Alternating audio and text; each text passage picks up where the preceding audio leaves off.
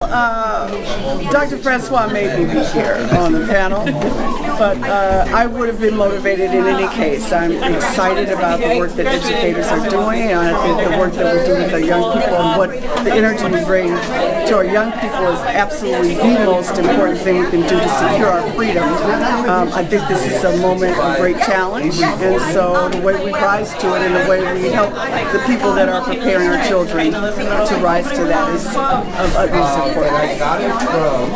And for me, I'm in cohort 17, so I'm in PLI. So we were presented with this opportunity, and I wanted to take this opportunity as an educator to come to this particular forum because it's important as an educator to understand how we can mobilize our community, how we can mobilize our students, and how we can equip them and empower them with the information that they need in order to be social agents of change. And what kind of things are you going to take away and do from these conversations and speeches together? To me, this was so powerful as an educator, just to understand what the resources are that are out there for us, community organizations that are already established. It just gives us the opportunity to come back and give that information to our students and to understand how, as an educator, how can I now tell my students, you have a voice already. You don't have to wait for me to give you your voice, but you already have that, and this is what you can do with it, and to give information. So that's my job as an educator, so I'm taking that away from you. And I'm going to keep doing what I've been doing, which is reaching out to other parents, teachers, and young people to speak up, resist, organize, and be who you are, unapologetically. First question is, what was impactful about today for you? Well, for me, I actually got to see some of my students present. One of my colleagues at the school I teach at, she's the leader of our service learning project. And it was really powerful to see them here at UCLA presenting and seeing how proud they were of themselves. So I think that's pushing me to really make sure that when I plan my units or when I'm doing my projects, they go beyond just like the classroom that we're at Roosevelt, but go beyond and give them opportunities to be in spaces like this a lot more. And you? I would say just first of all the fact that something like this exists and that people showed up today, and seeing that was really inspiring for me to just know that like people care about these issues and like what it truly means to stand in solidarity. And I think it's a really helpful reminder to me because I think oftentimes this year I've just been really bogged down with like the daily grind of teaching, and so to look at that like overarching perspective and like back to like solidarity and like the ways in which I could like harm or like or like help my students process everything that's going on in our world in a way that makes them like angered at the injustice, but also like channel that into something productive. I'm excited to like get back to that and to try to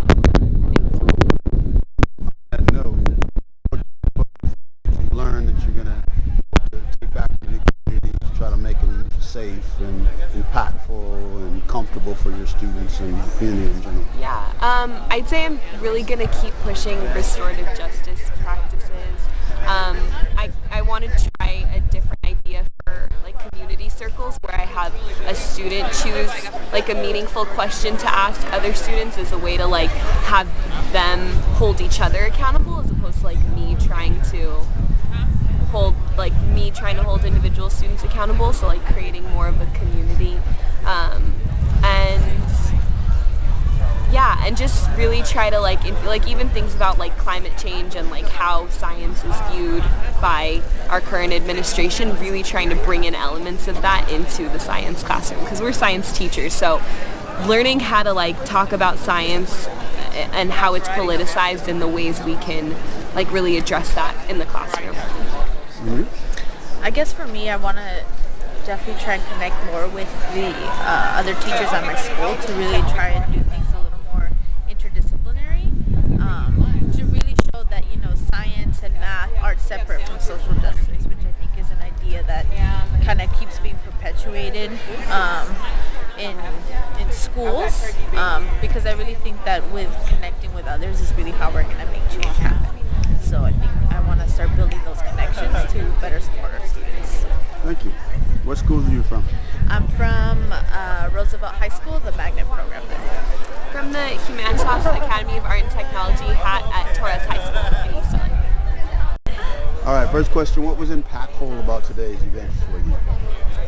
I think for myself, what was most impactful was sharing what I've been doing in my classroom with my 27 kids with other educators, and kind of sharing that with them and having them give me positive feedback to what I'm doing is for a good cause and is making a change within my little 27 human beings. Very similar to Maria, sharing the work I've been doing in my classroom, and also hearing from teachers about how they might do it in their classroom is really powerful, just because part of presenting is really sharing your work and seeing how it can be brought in and how it can reach other students, not just your own school, but beyond it. And then, from what you've learned, what are you going to take back into the class and try to help to make the class safe and impactful, and the things that you've learned today, what are you going to... Yes, I think a huge part is to always make sure that I'm teaching my kids that they can be agents of change, and they don't have to just be submissive to these ideals or these systems that are in place that we need to resist sometimes for the better good of ourselves and our community. And that's something that I want to be able to incorporate into a lot of my content areas, not just my social studies. It's something that can go with everything. Yeah, similar to that as well. Learning about how my kids can be activists, but also hearing the strategies that, because I wasn't able to go to other presentations we were presenting, but seeing what Maria was doing in her classroom and seeing how can I adapt this to my grade level. I think that was really powerful, and just knowing that there are other educators out there with the same mission for their students. All right, great. Thank you very much. Oh, okay. So the video, I'm video now. I will edit it for the person people that turn on. But what was impactful about today for all of you? I'll start with you. See, you're the most boisterous. Never had that word used. Okay, I think seeing my colleagues represent our cohort and what we're doing, or the work we're doing. To see it in action and to see what they're doing is super amazing and empowering for me as an educator. To see that the people I'm in class with every week are doing this in their classrooms, and it just gives me so much motivation to do it in my own. I started in TP. I finished TP in 2002, so I've been out in the teaching world for a while now.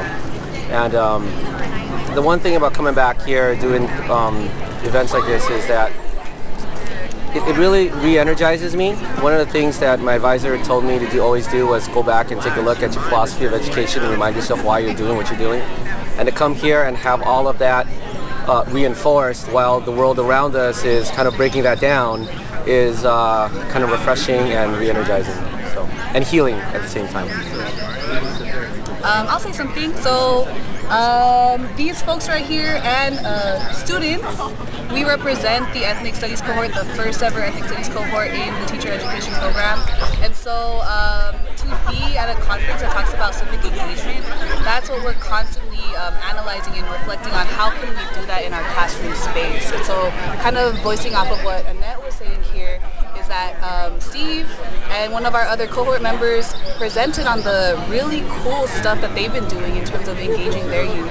They're actually here today if they want to speak on that stuff that they've been doing, or the impact that today has made on them.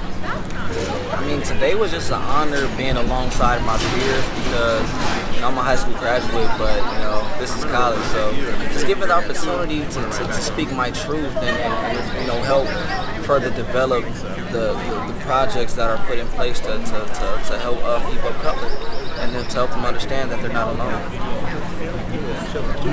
And what did you learn today that you will possibly take back to your classrooms, your communities, to help you make them safe and impactful for all the environmental things that are going on today? Wow, that's a good question. So, one thing that I am for sure going to take back is the fact that I raised my voice. I let you guys know, I try to help you guys, try to relate with your students and whatnot, and also I'm glad that me and my partner over here and our teacher were allowed to come up here and speak on the subject that just try to make the community more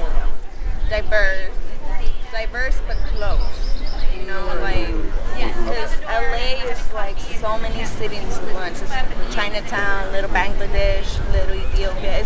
It's the world right here at one place, and I think we can make it better. And just by one person, that's all it takes. Like one spark to one brain, and it connects everybody else. That's all it takes. So I really think everybody took away different perspectives, and I know somehow you guys are gonna apply it to your lives to see like, oh, I'm trying to see why she said this now. So yeah. Anybody else? I think what I learned is that what I'm doing already is right. That instinctually what I know is the best thing I can do in my classroom, and that you really can't learn that in the class. But it was nice to see that how do you say legitimized, I guess, by like the presentations that we're watching or we were seeing. It just gave it more importance, I guess, for me. I want to piggyback off of that. When you're teaching with the social justice agenda, that really gets lost in the narrative when you go to schools, the competition of schools, where it's all about test scores and getting to the top colleges, and a lot of kids get lost in that narrative, and they just get lost in the system. So just coming back here and reinforcing what I knew instinctively, what was right, innately what was right, and being around people who think the same, and hearing Professor Noguera's speech, just like, after 15 years of teaching, I still feel like it's my first. So